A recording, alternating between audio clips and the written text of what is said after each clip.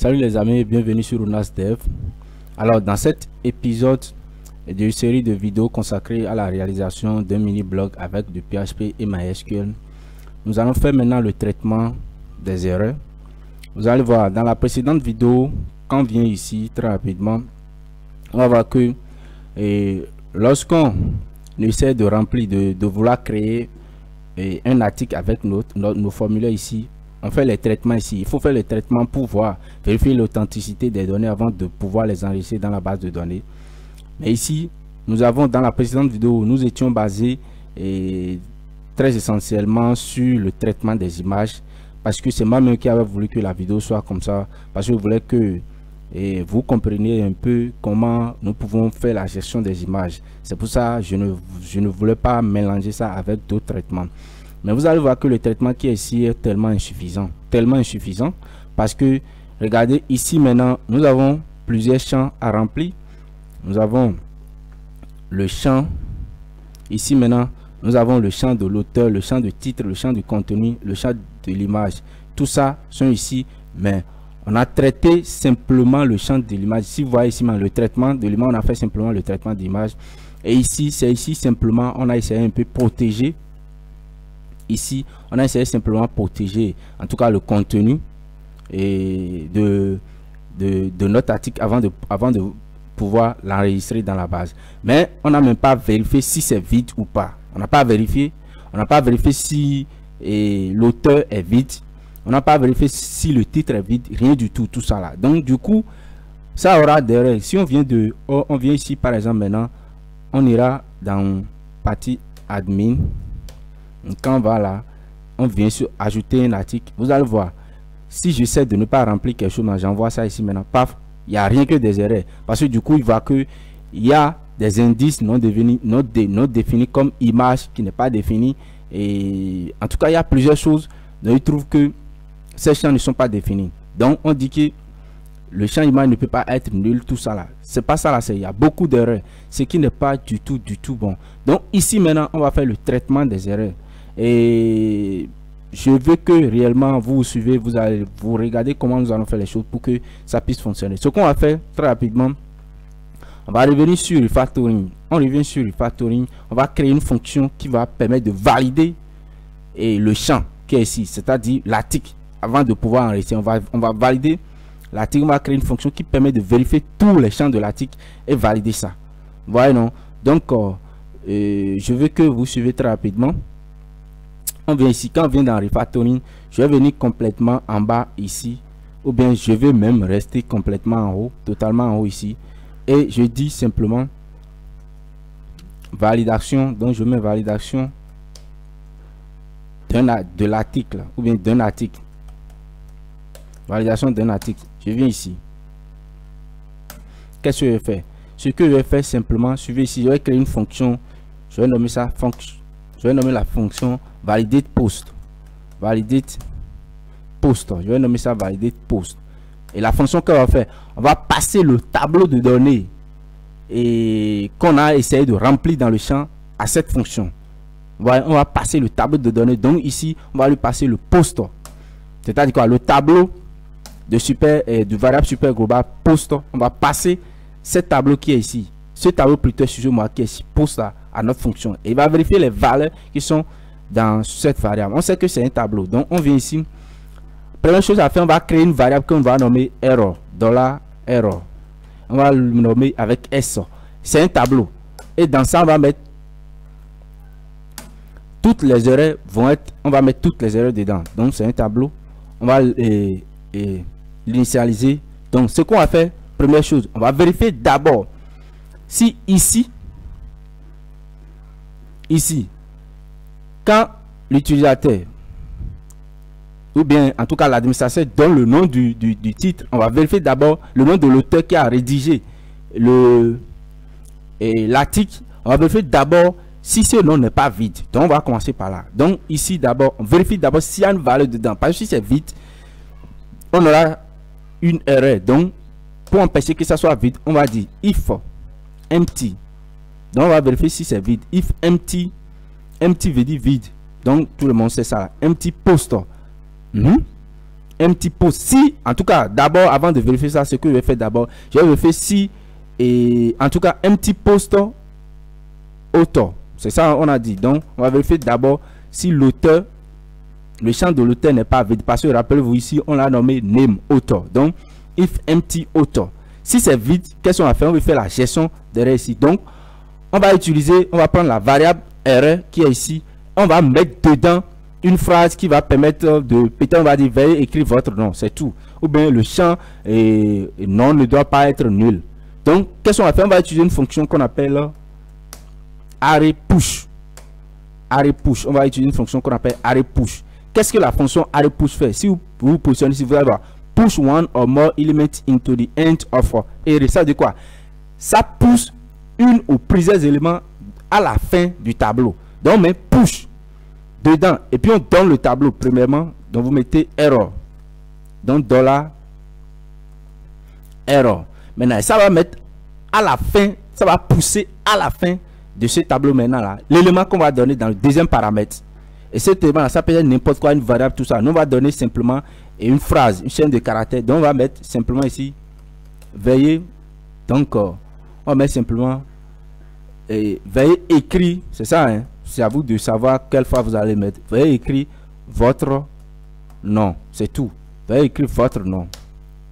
Donc, le nom de l'auteur doit être écrit. On va mettre veuillez écrire votre nom, c'est tout. Donc, en faisant en utilisant arrêt pouce, ça pousse et cette phrase à la fin de ce tableau, c'est tout. Première chose à faire. Donc là, on a fini avec ceci. Deuxième chose, on va attaquer d'autres champs. Donc tout d'abord, ce qu'on veut vérifier là, on veut vérifier simplement si le champ n'est pas vide. Donc, vous pouvez aussi vérifier. Dans le futur, vous allez voir comment on peut vérifier. On peut même dire à l'utilisateur que son nom ne doit pas être, le nombre de caractères ou bien de lettres ne doit pas être inférieur à 3, inférieur à 4, inférieur à 5. On peut gérer tout ça là. Mais comme on n'a pas encore vu, on gère tout ça avec ce qu'on appelle les expressions régulières. Comme on n'a pas encore vu la notion des expressions régulières, on va s'arrêter ici d'abord. Vous voyez? Mais ça là, c'est déjà bon pour nous. Ça veut dire quoi?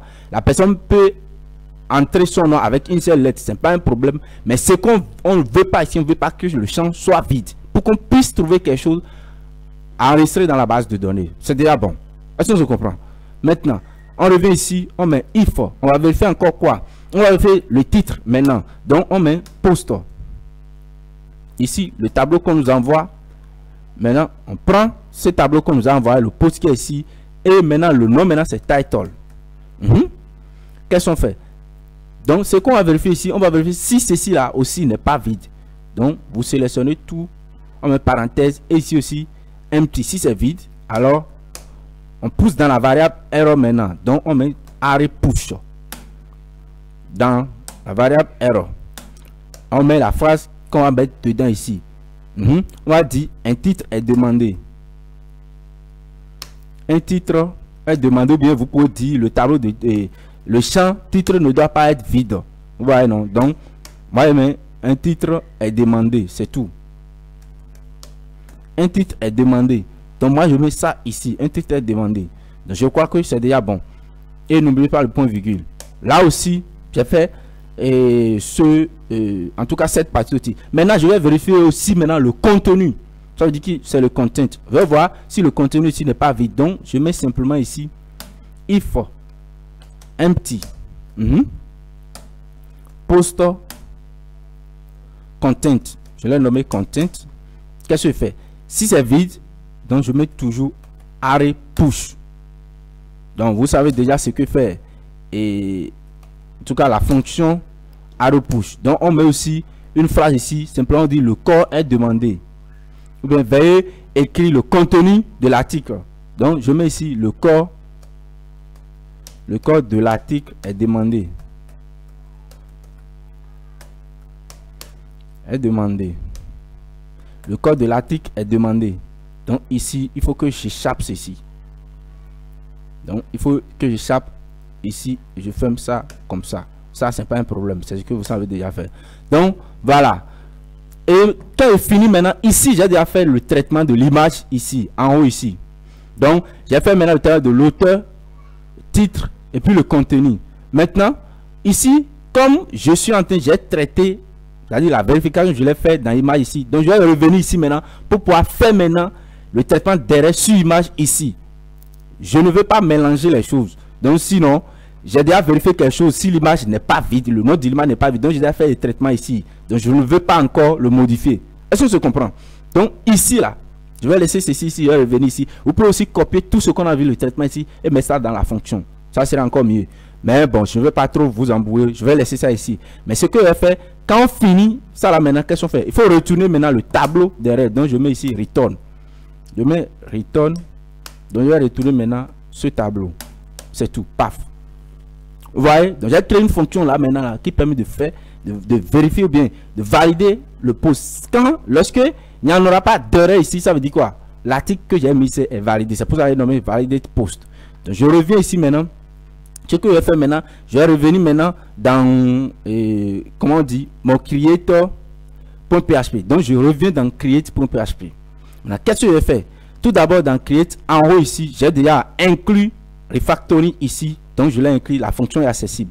Donc la première chose à faire ici d'abord, je vais créer une variable, un tableau vide ici, array. Donc je crée un array vide ici. Maintenant, qu'est-ce que je fais? Je prends la valeur retournée par ceci, par la fonction validate post, et je le mets ici maintenant. Donc s'il y a des erreurs, ce tableau maintenant va contenir toutes les erreurs maintenant que cette fonction a retourné. J'espère qu'on se comprend. Donc on vient ici. Donc quand on va venir ici maintenant, on va dire prends la variable error et mettre dedans la valeur du retour de la fonction validate post. Donc validate post. Et qu'est-ce que j'envoie à validate post? N'oubliez pas, j'envoie à validate post le tableau de variable super global post, le tableau qui contient toutes mes valeurs, et c'est post. C'est cette variable maintenant qui contient toutes les valeurs qu'on a mis dans ce formulaire. Donc parce que la méthode ici utilisée ici, c'est la méthode post. On se comprend, c'est la méthode post ici. Donc on revient ici et maintenant là, s'il y a des erreurs ici lors du traitement qui est ici, s'il y a des erreurs, ces erreurs maintenant là seront mises dans ce tableau, seront retournées maintenant et affectées dans cette variable. Paf. Là maintenant, j'ai maintenant et gérer l'erreur qui est ici. Donc je vais maintenant là continuer avec mon image. Tout d'abord, je commente ici. J'ai dit simplement ici la gestion des erreurs, la gestion des erreurs sur les valeurs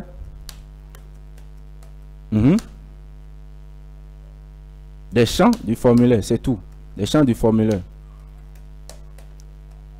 Donc moi j'ai mis ma phrase qui vient dans ma tête là. Donc vous aussi vous pouvez changer ça si vous voyez que c'est pas très bien, hein. Encore. Et donc on revient ici. J'ai dit je vais continuer avec la gestion des erreurs. Je vais continuer dans cette partie pour la gestion des images. Je veux pas mettre, sinon je peux couper tout ce qui est ici et mettre ça dans ceci. Je vais faire le traitement ici quand même. Vous pouvez essayer de le faire, ça va marcher. Vous comprenez? Donc il suffit de copier tout ce qui est ici et mettre ça dedans. Donc à l'intérieur de ce type maintenant là, qu'est-ce que je fais? Je viens ici et la première chose à faire, je vais voir quelle est la première chose que je dois faire ici pour les erreurs. D'abord, la première chose à faire, je vérifie, je mets le nom. Si le nom n'est pas vide, je le mets ici. Et puis je crée la destination. Je déplace l'image maintenant d'ici vers la destination. Tout ça là, j'avais expliqué ça dans la précédente vidéo. Maintenant, après ça, je vérifie si ici, tout s'est bien passé. Si cette fonction move uploaded file a fait son travail et puis a pu affecter la chose, il va retourner une valeur ici, un boolean. Je vais vérifier si c'est bon. Si c'est vrai ici, le boolean est true, ça veut dire que tout est passé très bien. Donc tout est passé très bien. Je crée une variable manuelle maintenant, image, je mets tout ça dedans. Bon, ça, vous connaissez ça. Mais au cas où ça ne va pas marcher, ça là maintenant, il y a une erreur. On se comprend. Parce que nous on veut gérer les erreurs ici. Donc au cas où cette fonction ne va pas arriver à faire son travail, donc il y en aura erreur ici, on aura force ici. Donc s'il y a force, il n'y a pas ceci à faire. Parce qu'on ne va pas traiter le cas où ça sera force. Si c'est force, il faut qu'on puisse afficher une erreur à l'écran. Mais dans notre navigateur, pour que l'utilisateur puisse savoir, il s'agit d'une erreur, l'image n'a pas pu enregistrer. Parce que là où ça se trouve, ce que j'ai laissé ici, là avec ceci, quand il y a l'erreur maintenant, au côté de l'image, celui qui est l'utilisateur ne peut jamais savoir. On se comprend. Donc on revient ici. Quand on revient ici maintenant, qu'est-ce qu'on va faire? Ce qu'on va faire simplement, on va dire, si il y a erreur, on va utiliser toujours une autre fonction arrow push. Donc on met arrow push. Donc on va pousser maintenant dans la variable errors qui est ici.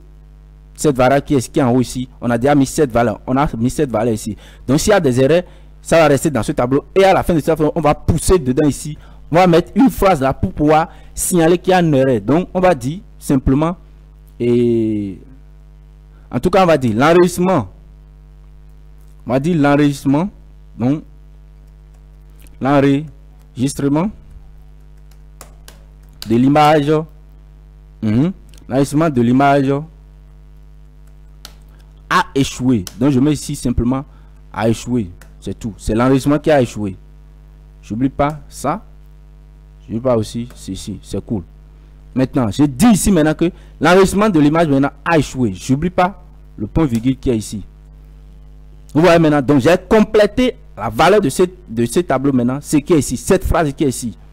On se comprend. Donc là maintenant, tout est parfait. Maintenant, où est-ce que je peux encore gérer derrière? Maintenant, ici, j'avais dit lorsque c'est pas vide, donc je rends tout ce qui est ici, je fais tout. Mais lorsque ça sera vide, donc si ça sera vide, je viens ici maintenant. À dire comment on dit, la colonne qui est ici correspond à la colonne qui est ici. Lorsque c'est vide, ça veut dire qu'il y a une erreur. Ça veut dire qu'ils n'ont pas pu, ou bien l'utilisateur n'a pas inséré une image, mais n'a pas rempli le champ de l'image. Là, si ça n'a pas rempli le champ, il faut que je lui affiche une erreur. Donc je mets ici else, ici aussi. Il faut que je gère aussi de ces cas. Lorsque le tableau sera vide, là c'est clair, vous savez déjà ce qu'il faut mettre. Il faut mettre simplement arrow push ici. Il faut lui indiquer que le champ de l'image elle fait quoi? Doit être rempli. Ou bien on dit simplement ici une image pour être très simple. Une image est demandée. C'est tout. Donc, lorsque ceci n'est pas vide, on fait le traitement. Mais si c'est vide, on lui dit qu'une image est demandée, ça il doit remplir. Mais lorsqu'il va remplir ça, on suppose que c'est pas lui remplir ça, mais cette fonction n'arrive pas à faire passer l'image de ce dossier temporel vers ce dossier. Ça veut dire que là, peut-être la destination qu'il a donnée n'est pas bien, n'est pas correcte, ou bien ceci n'est pas correct. Là, il y a encore une autre erreur qu'il faut dire pour dire que l'enregistrement a échoué. Là, on ne peut pas savoir réellement qu'est-ce qui s'est passé. Donc, il faut qu'il recharge encore une autre image. Donc, on lui dit simplement là que l'enregistrement a échoué. Et là, maintenant, nous avons terminé maintenant avec tous les traitements. Ce qui reste à faire maintenant, lorsque nous allons terminer tout ce qui est ici, il faut que nous vérifions si il y a une erreur qui est dans ce tableau. S'il y a une valeur dans ce tableau, ça veut dire qu'il y a d'erreur quelque part. Maintenant, c'est après qu'il n'y a pas, il n'y a rien, ce tableau est vide. Si ce tableau est vide, ça veut dire que dans aucun cas, que ce soit côté d'image ou bien côté titre, auteur, tout ça là, ça veut dire que si le tableau est vide, ça veut dire que tous ces gens de cas là n'ont pas connu d'erreur. Et s'il n'y a pas d'erreur, ça veut dire quoi? Et l'indice du tableau, bien le nombre de lignes du tableau sera vide. Et si c'est vide, c'est là maintenant, je peux enregistrer maintenant, je peux être sûr que tout est correct et je peux enregistrer mon image maintenant dans la base. Mais dans le cas contraire, je ne pouvais pas jusque-là enregistrer l'image. Donc je vais vérifier s'il n'y a pas d'erreur. Donc pour vérifier s'il n'y a pas d'erreur, il faut juste vérifier le tableau d'erreur simplement. Donc on va utiliser la fonction count qui permet de compter le nombre de lignes de ce tableau. Donc on va utiliser count error. On va voir. Et si il compte le nombre de lignes derrière, il trouve que c'est 0, ça veut dire qu'on va voir equal 0. S'il n'y a pas de valeur dans le tableau erreur, ça veut dire qu'il n'y a pas d'erreur. Et s'il n'y a pas d'erreur maintenant, qu'est-ce qu'on fait? Il faut là maintenant prendre ce qui est ici. Ça sera prêt à faire tout cas. Donc, il faut prendre ceci avec HTML entities. Il faut prendre ceci, il faut mettre ça dedans. Et si on finit de mettre ça dedans, qu'est-ce qu'il faut faire? Il faut maintenant enregistrer maintenant l'image qui est ici. Il faut enregistrer plutôt le contenu, l'article, tout dans la base de données. S'il n'y a pas d'erreur, je fais tout. J'enregistre maintenant tout. J'enregistre maintenant tout. Je reviens ici. Paf. Donc maintenant, s'il n'y a pas d'erreur, on va ici. Ok, lorsqu'on va cliquer sur ceci. S'il n'y a pas d'erreur, je fais tout. J'enregistre tout. Et tout est ok. Mais lorsqu'il y en aura erreur, une erreur là, on suppose qu'il y a erreur. S'il y a erreur, donc je mets else. S'il y a erreur là maintenant, qu'est-ce que je fais? J'affiche maintenant les valeurs. Donc je crée une variable que je vais nommer title ici. Title. Je mets égal. Et je mets maintenant la valeur du titre dedans pour que l'intéressé puisse voir où se trouve l'erreur. Donc je mets la valeur du titre, donc je mets ici posto dollar posto. Donc je mets ici dollar posto et le titre c'est title. Donc je mets point virgule, paf. Je passe toutes les valeurs que l'utilisateur a remplies maintenant dans ces variables ici. Donc trois variables. Donc ici le titre, l'auteur, auteur, et je mets ici auteur. Après le titre, j'aurai quoi? Le content, contenu, et puis aussi j'aurai aussi le content. Je vais mettre ces valeurs ici et pour pouvoir les afficher ici après. Est-ce que je comprends? Donc ces valeurs ici, je vais, s'il y a erreur, il faut que quand il clique et il y a erreur maintenant, je maintiens les valeurs ici. Donc je mets ici simplement value. Je mets ici value. Et vous mettez value. On va utiliser ici maintenant. On va voir le PHP, la balise PHP. Donc je copie tout ce qui est ici. Et ici maintenant, je vais même utiliser la syntaxe de raccourci là. Donc j'utilise ici. Et maintenant là, j'affiche ici maintenant le titre, le title, dollar title. J'espère que vous comprenez. En tout cas, si vous ne comprenez pas ça, mettez ça dans le commentaire pour qu'on puisse savoir. Et en tout cas, là où vous ne comprenez pas. Donc je mets value ici. Il faut que je mette double quote, double quote. Ici aussi, il faut que je mette double quote. Et ici aussi, double quote. Il faut que j'enlève ça. Il faut que j'enlève ceci. Et ici maintenant, j'affiche maintenant. Là-bas, il faut que j'aille. Ici, c'est auteur. Donc, c'est l'auteur. Donc, auteur. Et ici, c'est title. Ici, maintenant, je mets title. Après le titre, maintenant, le contenu, maintenant, il faut que j'affiche aussi le contenu ici, dans test area, au milieu ici. Donc, je n'ai pas besoin de value ici. Et puis, j'affiche ici maintenant, content. Dollar content. C'est tout. Donc, il faut que j'affiche ça. Maintenant, pour que ceci puisse fonctionner, sinon ça va donner erreur. Lorsqu'on va venir sur cette page, on aura des erreurs sur la page. Parce que ces variables ne seront pas, ne vont pas être, ces variables plutôt, excusez-moi, n'existeront pas tant qu'on n'a pas cliqué sur ces boutons. Et pour qu'ils puissent exister, lorsqu'on n'a pas, même si on n'a pas encore cliqué sur le bouton, il faut qu'on puisse venir ici. Et avant de passer des valeurs dans ces variables, on va créer ces variables vides ici. Vous voyez? Donc je mets ici title et je vais initialiser à une chaîne de caractères vide. Ici aussi auteur. Donc ici aussi sa valeur sera vide. Paf. Ici maintenant content, dollar content. La valeur ici sera vide. Et là maintenant, j'ai empêché maintenant toute erreur. Maintenant il faut que quand il y a erreur maintenant, j'affiche les erreurs maintenant. Vous voyez? Donc je viens d'abord sur ici, je vais essayer d'actualiser pour voir si je n'ai pas mal écrit quelque chose quelque part. Donc only variable can be passed by reference in. Donc creator ligne 23. Il y a une erreur ici, il dit sauf la variable, une variable peut être passée par référence. Donc ligne 23, j'ai probablement une erreur ici. Ah ok, arrow push. Donc je n'ai pas donné le tableau dans lequel je vais mettre quelque chose là. Donc il faut mettre ça, virgule.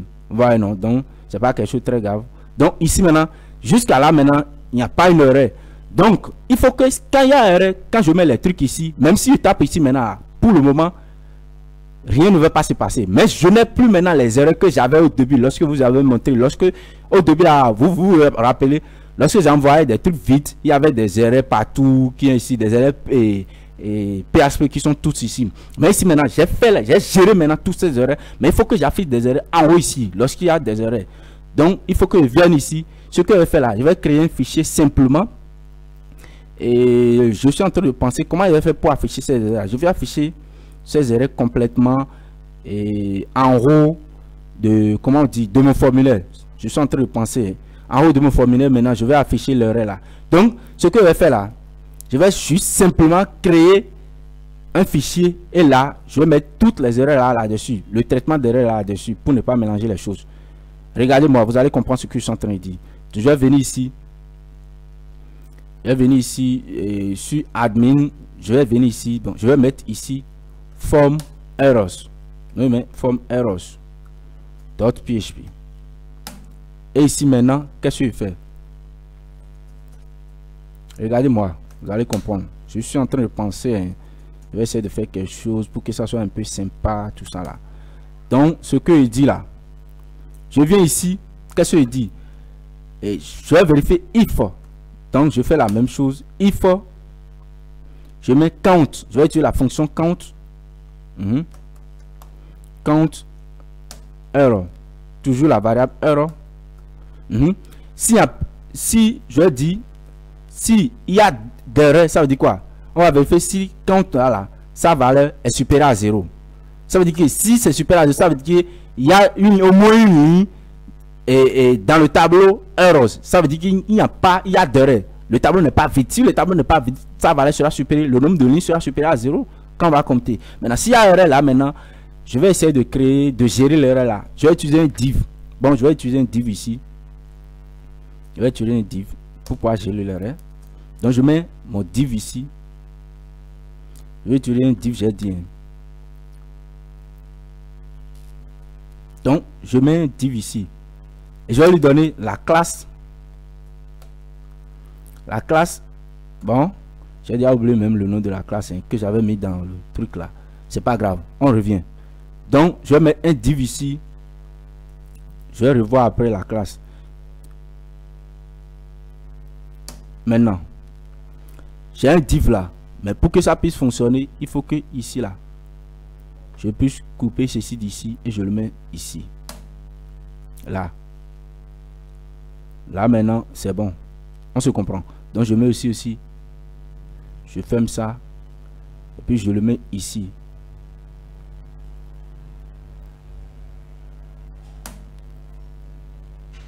Je le mets ici aussi. Là maintenant. Donc là, j'ai séparé du PHP. J'ai séparé PHP du HTML. Donc là maintenant, je peux écrire du HTML à l'intérieur ici. Voilà, j'ai ouvert ça ici. Et j'ai mis du code PHP ici. Je l'ai fermé. Et puis, il y a aussi du code, la colonne qui est ici, du code PHP. Il faut que je ferme le if qui est ici. Donc, j'ouvre, je ferme. Et ici, maintenant, je peux mettre maintenant à l'intérieur ici, maintenant, du HTML et simple. Donc, ce que je vais faire ici, là, ce que je vais faire simplement, je vais prendre ça.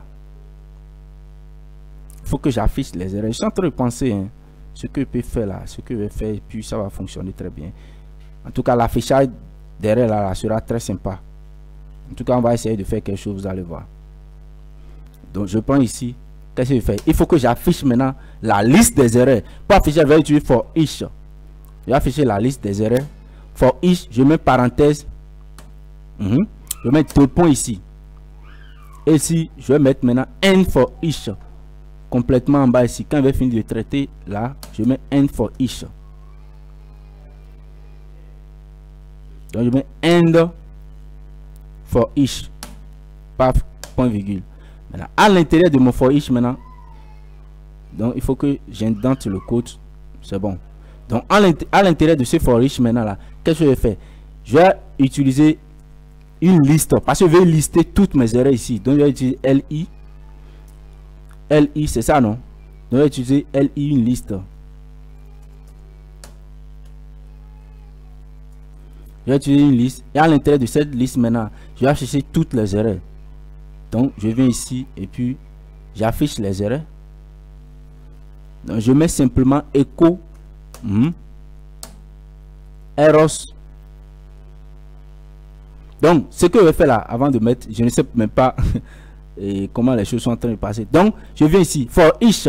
Je vais prendre maintenant toutes les erreurs. Donc, le tableau d'erreurs. Je prends ça, je vais utiliser ça as. Maintenant, erreur, je vais afficher 1 à 1. Donc, ça fait error au singulier comme ça. Et je viens ici maintenant, j'affiche maintenant error au singulier. Je me point virgule. Je pense que vous avez compris. Et là, maintenant, là, j'ai affiché l'erreur très bien. L'erreur, toutes les erreurs sont affichées en haut ici. Et je vais venir maintenant dans Create. Et quand il y a des erreurs, je vais afficher juste l'erreur là, juste en dessous plutôt de mon formulaire. Donc ici, gestion des articles, juste avant le formulaire, je vais essayer d'afficher maintenant toutes les erreurs ici. Donc il suffit que je vienne ici, Et puis, j'ouvre ma balise PHP. Je vais fermer ici pour que vous puissiez voir. J'ouvre ma balise PHP. PHP. Et puis, je ferme ça. Et ici, maintenant, là, qu'est-ce que je fais? Je vais inclure maintenant. Donc, je mets ici include. Donc, include. Je vais inclure maintenant et mon fichier form errors. C'est tout.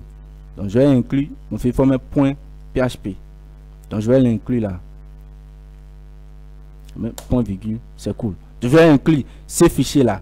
Quand il y a erreur maintenant, ça va fonctionner, ça va s'afficher. Paf là. Tout est sur un fichier suivant ce que j'ai fait. Donc il a listé ça. Maintenant ça reste la classe pour savoir la classe. J'avais déjà créé une classe bon pour gérer des erreurs ici et puis dans le CSS gérer dans CSS j'ai déjà oublié. Gérer dans CSS dans admin. Est-ce que c'est dans admin? J'avais mis ça. Donc je viens ici. Je viens ici. Est-ce que c'est ici? J'ai mis ça. Non ici. Donc dans admin et dans style.css. Maintenant oui. Ici maintenant, j'ai créé une classe que j'ai nommée errors. Donc, lorsqu'on aura des erreurs, le texte de cette erreur sera affiché avec cette couleur. C'est un peu rouge. J'ai essayé de choisir un peu la couleur rouge là. Et puis, je vais lui donner une bordure de 1 pixel solide qui va l'entourer. Et la couleur de fond aussi sera comme ça. C'est très simple à faire. J'ai créé une classe que j'ai nommée error. J'ai donné une couleur un peu rouge pour dire c'est une erreur. J'ai donné une bordure. J'ai donné en tout cas le background, c'est-à-dire la couleur de fond. Il faut que la couleur de fond aussi soit un peu rouge, tout ça là. J'ai créé encore une autre classe que j'ai nommée succès pour gérer le succès. Quand il y a succès, pour dire votre article est enregistré avec succès dans la base et c'est vert. Et aussi j'ai créé le message. Maintenant j'ai créé pour gérer un div. Je lui ai donné la largeur, le margin, le padding, le boarding, radius, tout ça là. C'est simple. Donc je reviens ici maintenant. Ici maintenant je peux utiliser maintenant les deux classes en même temps. Donc il y a le classe MSG que j'ai utilisé. Et après cette classe, il y a la classe aussi error qui est nommée error. Je crois que c'est tout. Paf. Maintenant, je vais venir ici. Si apparaît, je vais actualiser. Non, je viens ici. Bon, il n'y a pas. Donc, regardez très bien. Si je ne remplis rien maintenant, je mets tout est vide. Paf, il dit veuillez écrire votre nom. Un titre est demandé, le code de l'article est demandé, une image est demandée. Ça veut dire toutes les 4 erreurs maintenant sont affichées parce que je n'ai rempli aucun. Si j'essaie de remplir ici maintenant, je mets Vandiava. Je vais mettre Vandiava ici. Et puis je vais remplir le titre. Le titre ici, je peux dire apprendre à coder. Apprendre à coder. Si je mets ça, et puis je sais maintenant, je vais laisser le contenu et puis l'image. Paf, vous voyez, il dit le code de l'article est demandé. Ça veut dire ici, une image aussi est demandée. Et ça a gardé maintenant la valeur que j'ai, les champs que j'ai déjà remplis. Est-ce qu'on se comprend là maintenant? C'est très bien. Ici, auteur a gardé le champ Vandiava, apprendre à coder a gardé le champ Vandiava. Pourquoi? Parce que ici, quand vous venez dans Create, nous avons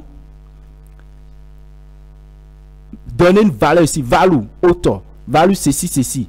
Donc, lorsqu'on va venir sur la page, ces valeurs, si ces valeurs ne sont pas remplies, elles seront vides, elles seront plutôt vides ici. Parce qu'on les a remplies vides ici. Mais lorsqu'elles seront remplies maintenant, et il y en aura une erreur, on va récupérer la valeur de chaque champ qui sont ici. On va mettre ces valeurs ici maintenant là. Dans ce champ ici, à grâce au mot-clé value. C'est tout.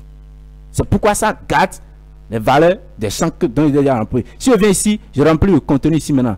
Je peux. Bon, je vais venir ici, je vais copier, je vais mettre lorem ipsu. Donc lorem ipsu. Je copie tous ces mots, en tout cas, générés de façon aléatoire. Je viens ici, je vais copier ça dedans ici.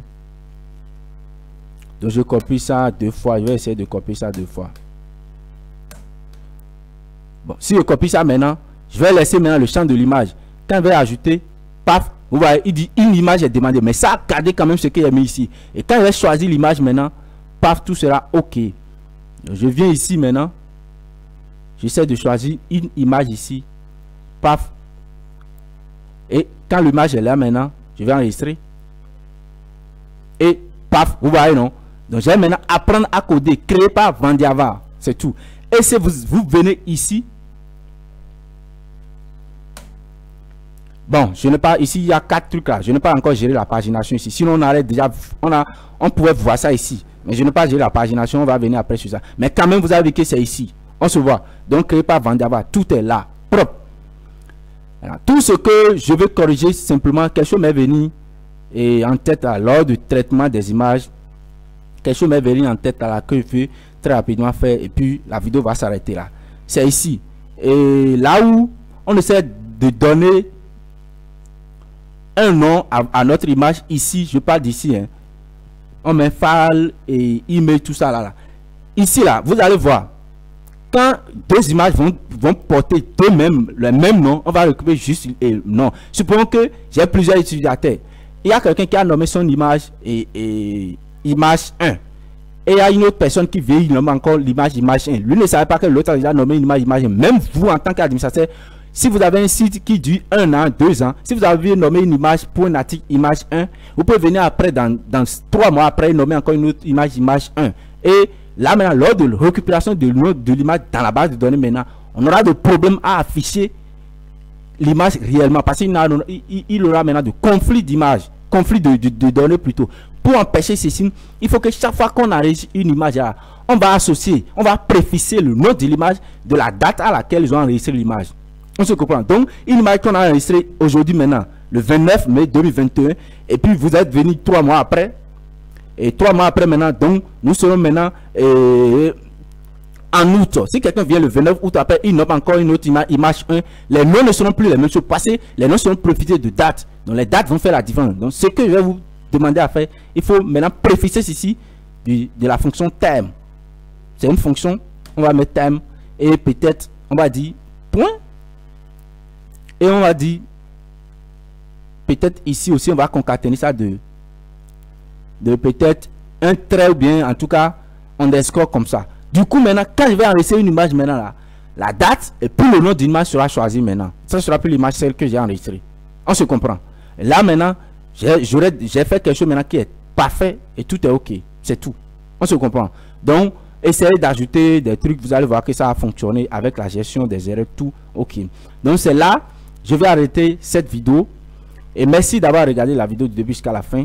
Et si elle vous a plu, n'hésitez pas de liker la vidéo, aimer la vidéo. Je veux que vous aimez la vidéo pour m'encourager quand même à continuer à faire ce truc là. Maintenant, si vous pensez quelque chose de mes vidéos, dites-le moi. Donc écrivez ça dans le commentaire, ça va nous aider à s'améliorer un peu à faire ce truc là. On est ensemble, vous comprenez. Aussi, si vous n'êtes pas abonné, abonnez-vous à la chaîne pour que nous ayons, en tout cas nous effectuons et ce merveilleux aventure ensemble. Et aussi cliquez sur la cloche de notification pour ne pas rater la prochaine épisode. Merci beaucoup. Ciao.